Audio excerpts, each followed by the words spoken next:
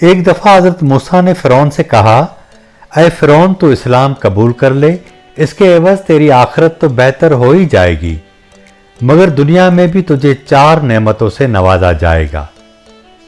تو علی اعلان اس بات کا اقرار کر لے کہ اللہ تعالیٰ کے سوا کوئی خدا نہیں، وہ بلندی پر افلاک اور ستاروں کا، پستی میں جن و انس، شیاطین اور جانوروں کا پیدا کرنے والا ہے، پہاڑوں، دریاؤں، جنگلوں اور بیابانوں کا خالق و مالک ہے، اس کی سلطنت غیر محدود ہے، وہ بے نظیر و بے مثال ہے، وہ ہر شخص و ہر مکان کا نگہبان ہے، عالم میں ہر جاندار کو رزق دینے والا ہے، آسمانوں اور زمینوں کا محافظ ہے، نباتات میں پھول پیدا کرنے والا اور بندوں کے دلوں کی باتوں کو جاننے والا، سرکشوں پر حاکم اور ان کی سرکوبی کرنے والا ہے۔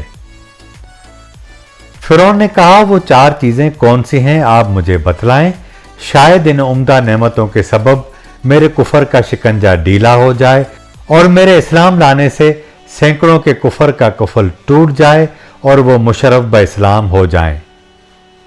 اے موسیٰ، جلد ان نعمتوں کے متعلق بیان کرو، ممکن ہے میری ہدایت کا دروازہ کھل جائے۔ حضرت موسیٰ نے حکم الہی سے فرمایا، اگر تو اسلام قبول کر لے تو پہلی نعمت تجھے یہ ملے گی کہ تو ہمیشہ تندرست رہے گا اور کبھی بھی بیمار نہیں ہوگا۔ اپنے خانہ تن میں تعلق خداوندی کا ایسا خزانہ دیکھے گا جس کو حاصل کرنے کے لیے تو اپنی تمام خواہشات نفسانیہ کو مرضیات الہیہ کے تابع کرنے کے لیے مجاہدات میں جان تک دینے کو تیار ہو جائے گا۔ اس سے جو دولت تمہیں ملے گی وہ رشک کے ہفتے اقلیم ہوگی، خواہشات کے ابر کو پھاڑنے کے بعد مہتاب حقیقی کا نور تاباں مست کر دیتا ہے۔ اے فرعون، جس طرح ایک کیڑے کو ہرا پتا اپنے اندر مشغول کر کے انگور سے محروم کرتا ہے، اسی طرح یہ دنیا حقیر تجھے اپنے اندر مشغول کر کے مولائے حقیقی سے محروم کیے ہوئے ہے اور تو کیڑے کی طرح لذائذ جسمانیہ میں مصروف ہے۔ تیسری نعمت تجھے یہ عطا ہوگی کہ ابھی تو ایک ملک کا بادشاہ ہے، اسلام لانے کے بعد تجھے 2 ملک عطا ہوں گے۔ یہ ملک تجھے اللہ تعالیٰ سے بغاوت کرنے کی حالت میں ملا ہے، اطاعت کی حالت میں کیا کچھ عطا ہوگا، جس کے فضل نے تجھے تیرے ظلم کی حالت میں اس قدر دیا ہے، تو اس کی عنایت وفا کی حالت میں کس درجے تک ہوگا۔ اور چوتھی نعمت یہ ملے گی کہ تو ہمیشہ جوان رہے گا اور تیرے بال بھی کالے رہیں گے۔ یہ باتیں سن کر فرعون کا دل بہت متاثر ہوا، اس نے حضرت موسیٰ سے کہا، اچھا میں اپنی اہلیہ سے مشورہ کر لوں۔ اس کے بعد وہ گھر گیا اور حضرت آسیہ سے اس معاملے میں گفتگو کی۔ حضرت عالیہ نے یہ ساری باتیں سن کر زار و قطار رونے لگی، پھر انہوں نے کہا، تجھے مبارک ہو، آفتاب تیرا تاج ہو گیا، حضرت موسیٰ نے تیری برائیوں کی پردہ پوشی کی اور تجھے دولت باطنی دینا چاہتے ہیں۔ گنجے کا عیب تو معمولی ٹوپی چھپا سکتی ہے، مگر تیرے عیبوں کو تو حق تعالیٰ کی رحمت چھپانا چاہتی ہے۔ میری تو رائے یہ ہے کہ تجھے کسی سے مشورہ کرنے کی ضرورت ہی نہیں، تجھے تو اسی مجلس میں فوراً اس دعوت حق کو خوشی خوشی قبول کر لینا چاہیے تھا۔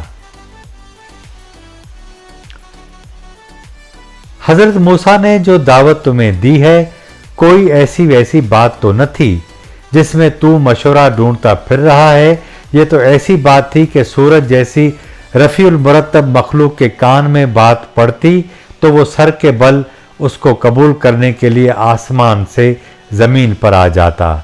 اے فرعون، یہ عنایت تجھ پر خدا کی ایسی ہے جیسے ابلیس پر رحمت ہونے لگے۔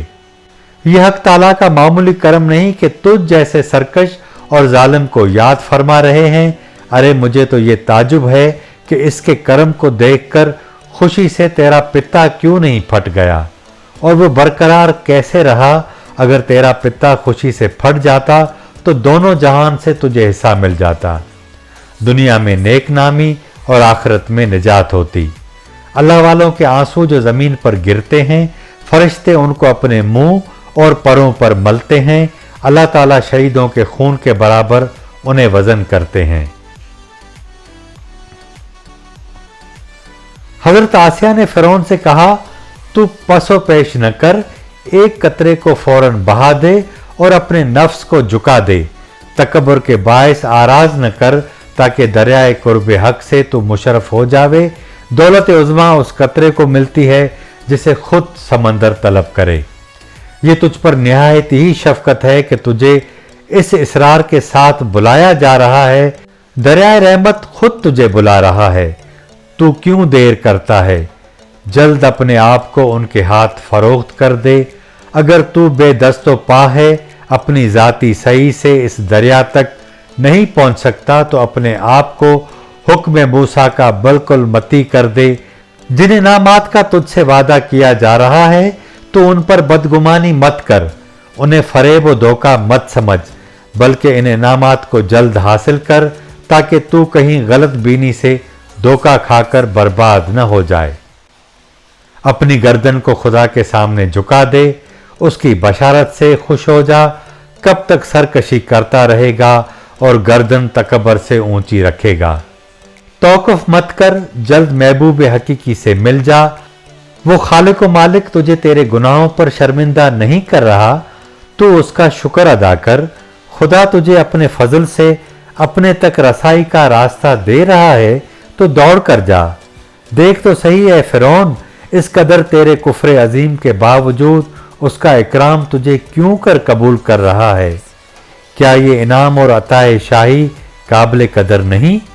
ऐसा अजीब बाजार किसके हाथ लगता है कि एक गुल के एवज गुलजार मिलता हो और एक दाने के एवज 100 दरख्त मिलते हों। इस सोजो गुदास के साथ हजरत आसिया ने रग़बत दिलाई कि जल्द अज जल्द वो रुजूए इलाही करे। फिरौन ने वही अल्फाज फिर दोहराए, अच्छा हम अपने वजीर हामान से भी मशवरा कर लें। हजरत आसिया ने कहा, उससे बयान न करो, वो उसका अहल नहीं, भला अंधी बुढ़िया बाज़ शाही की कदर क्या जाने। नाअहल के वजीर भी नाअहल होते हैं। हर शख्स अपने हम जिन्स से ही मशवरा लेना पसंद करता है। अलगरज फिरौन ने हामान से सारी बातें कह दी और उससे मशवरा मांगा कि अब मुझे क्या करना चाहिए। हामान ये बातें सुनकर लाल पीला हो गया। गम गुस्से में आकर उसने अपना गिरेबान चाक कर डाला, शोर मचाना और रोना धोना शुरू कर दिया। अपनी दस्तार को जमीन पर पटक दिया और कहा, हाय, हुजूर की शान में मूसा ने ऐसी गुस्ताखी की। हामान ने फिरौन से कहा, आपकी शान तो यह है कि तमाम कायनात आपकी मसखर है, मशरक से मगरब तक सब आपके पास खिराज लाते हैं और सलातीन आपके आस्थाने की खाक बखुशी चूमते हैं। मूसा ने आपकी सख्त तौहीन की है, आप तो खुद पूरी दुनिया के लिए मसजूद और माबूद बने हैं। आप उनकी बात मानकर एक अदना गुलाम बनना चाहते हैं। अगर हुजूर आपको इस्लाम की दावत कबूल ही करना है तो मुझे पहले मार डालिए ताकि कम अज कम मैं आपकी ये तौहीन अपनी आंख से न देख सकूं। आप मेरी गर्दन उड़ा दें, मैं इस मंजर को देखने की ताब नहीं रखता कि आसमान जमीन बन जाए और खुदा बंदा बन जाए, हमारे गुलाम हमारे आका बन जाएं। जब फिरौन हामान के बहकावे में आ गया और हजरत मूसा के दस्ते मुबारक पर दावत हक कबूल करने से इनकार कर दिया तो हजरत मूसा ने फरमाया, हमने तो बहुत सखावत और इनायत की थी, मगर सद अफसोस ये गौर नायाब तेरे मुकद्दर में न थे। इस कहानी से ये सबक हासिल होता है कि जाहिल, अहमक और बद किरदार से अच्छे मशवरे की तवक्को हरगिज न रखो। अगर औरत ज़हीन है, साहिब किरदार है तो उससे ज़रूर मशवरा कर लो, वो तुम्हें अच्छा मशवरा देगी। बेवकूफ़ की सोबत से तन्हाई बेहतर है, लेकिन तन्हाई से बेहतर है कि अच्छे लोगों की तलाश जारी रखो, यकीनन तुम उन तक ज़रूर पहुंच जाओगे।